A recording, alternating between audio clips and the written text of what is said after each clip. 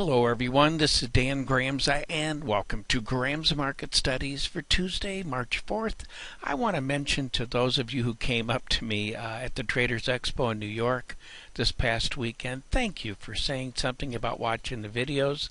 I really appreciate that and you made it special for me.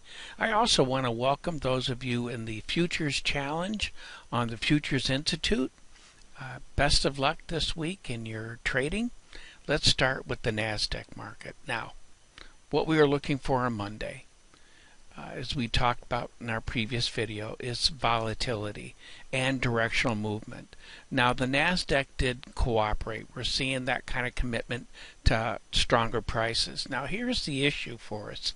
We had some positive things coming out to us when it comes to fundamentals, but what about Tuesday? What do we expect to see? Not a dramatic day like this. I'm looking for a rest day on Tuesday, unchanged to higher, but not a big move. So I expect smaller volatility, and I feel the same way about the euro. Here we see a market. Let me just show you so you can see a little bit better. There we go. Here's yesterday's action, day before. When it comes to Friday, very similar, and I'm looking for more of the same. It needs a reason to do something right now. It doesn't have it. So I'm looking for more of the same behavior for the euro. Also, the notes make sense. The 10-year interest rate notes make sense. I like this kind of behavior.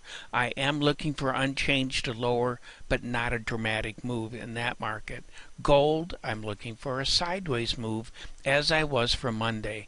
It needs an excuse to do something, and it just doesn't have it. But when it comes to crude oil, nothing's really changed here from my point of view. I'm still looking for a sideways move in that market. And when it comes to the grains, soybeans did back off. It did trade below this bearish level. And the difference between the bullish and bearish level in that market is $400 per contract. And again, it's just a reference to give you an idea of what that magnitude of change represents. I am looking for a continued downward pressure, but not a dramatic move for Tuesday. And that concludes today's market studies. Thank you for being with me. I look forward to being with you again, and as always, take care.